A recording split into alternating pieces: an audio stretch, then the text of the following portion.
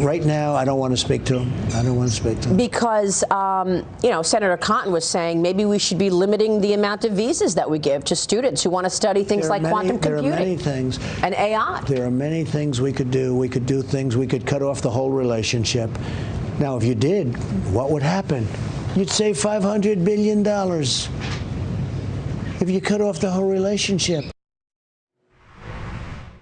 What do you mean by that? You'd save $500 billion, just quit trading with China? How would Apple feel about that? How would international firms feel about that? How would farmers in Iowa feel about that? Senator Chuck Grassley right now, the Iowa senator, on all of this. Senator, what do you think he meant by that? It's good to have you, by the way. Yeah, thank you. Glad to be with you. Let me answer that for the Iowa farmers, but also for other segments of our economy in Iowa. We're very glad that the president signed an agreement with China. We want that to move forward. It may not be moving forward as fast as we like because the economy of China is really down. And I think if there is problems that we have with China and talk about changing trade, it's directly related to the irritation we have with China that they're not cooperating with us and other countries and the World Health Organization that wants to get to the bottom of where the virus started so we can get all that information and maybe help us to make sure that it doesn't happen again.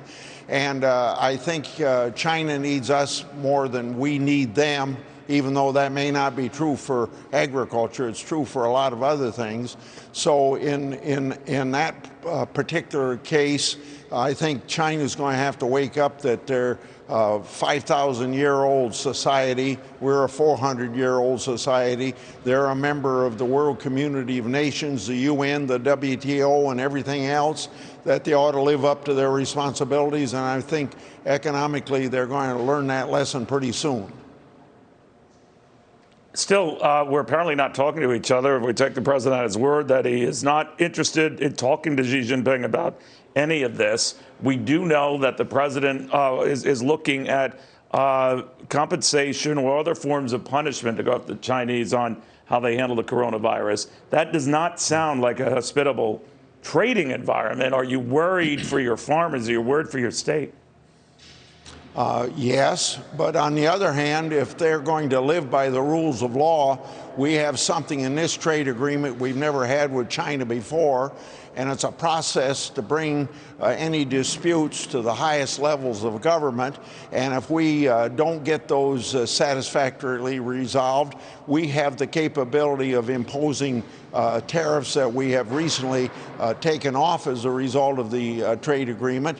So I hope that process would work to the advantage of settling the trade disputes.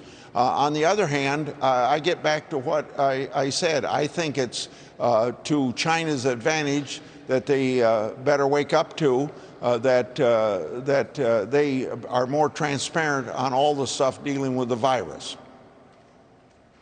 You know, I'll belabor this with one more point. Beijing, and it might be all just, you know, political theater, Senator, they too have expressed a willingness to either void or renegotiate the trade agreement. I'm sure there's a lot of bluffing on both sides maybe, but I'm wondering if at the very least, this delays that trade deal period. I mean, maybe a year or more. What do you think? Yeah, now you're talking about phase 2 of what was phase 1 in January. Exactly.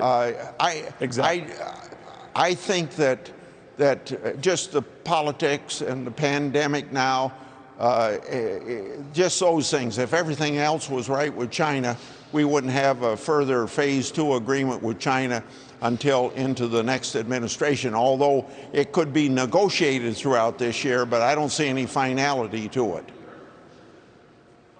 I want to get into this General Flynn unmasking issue that's come to light. As you know, Senator, the president making very clear that if he were advising Lindsey Graham, hey, have President Obama haul him before Congress. What do you think of that?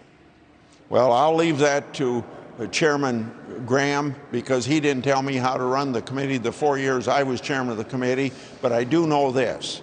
We do know that there was a meeting took place on January 5th at the White House, that all these people including Biden, were involved and Obama involved, and that there was a leak to the press, and the leak to the press on January the 12th was a criminal act, and we need to pursue all these facts.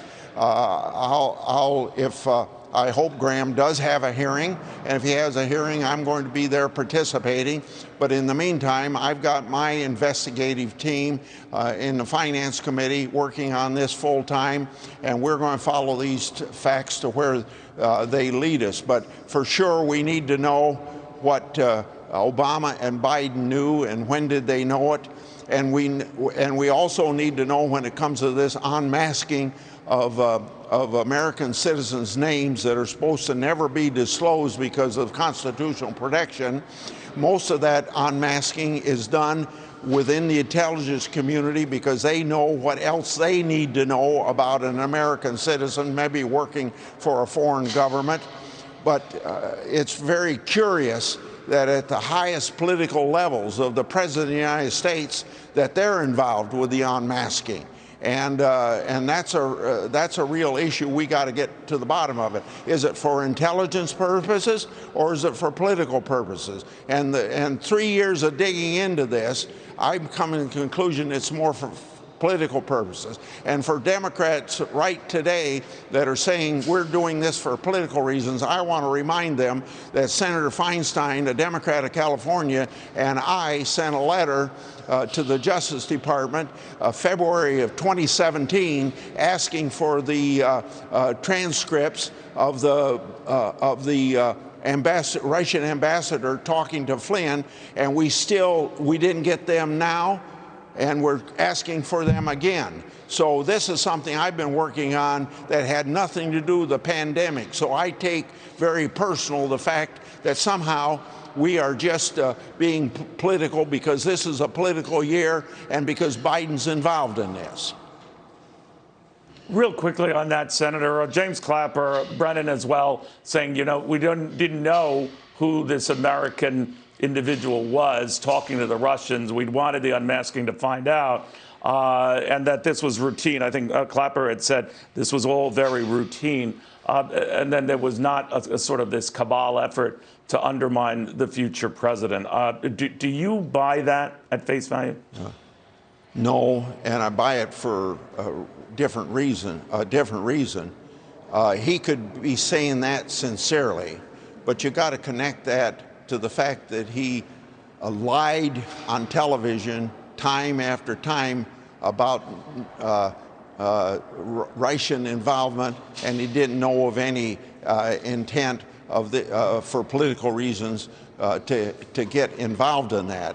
And then when he testifies before the committees under oath, he says he didn't have any intelligence whatsoever that connected him, that would tell him that we had anything to worry about. So does this go potentially all the way up to President Obama at the time? I wish I could answer your question, and I'm not avoiding it. I just don't know yet at this time, sure, except for the meeting on January the 5th, and then Biden and other people like Samantha Powers and Susan Rice being very close to the president, being involved in this. It looks suspicious, but I wish I could tell you yes or no, and I can't. All right, one last thing. I know my producer is going to kill me, probably your people as well, Senator. You've been very patient. On Dr. Anthony Fauci, the president said he respected the guy, liked the guy, but he disagrees very, very strongly on what he said about the dangers or the risks of reopening schools too soon. Where are you on this? Well, it reaches a point that if we were going to wait to open up the economy the way some public health people say it, and I don't know where to put Fauci in that, except I know what he says on television, but I don't know how black and white he is on that issue. We wouldn't be open if we had to wait till New York opened everything up and the other 49 states at the same time. We'd never open up the economy. And surely Fauci's interested in strong public health and health system in the United States, and we're never going to have a strong public health system and a health system in the United States unless we have a strong economy. So getting back to what you asked me about Fauci, he can state his true beliefs, but they got to be balanced with the political realities.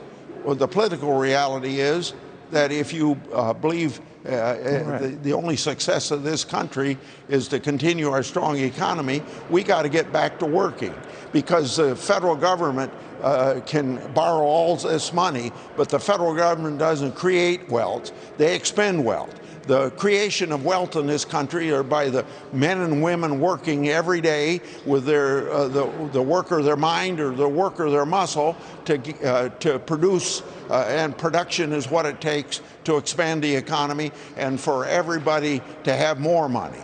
If you have a stagnant economy, more people are going to have less. If you want more people to have more, you got to have a growing economy. Well put. Senator, very good seeing you. Thank you for indulging all those questions. Senator Chuck Grassley joining us from Washington, D.C. Speaking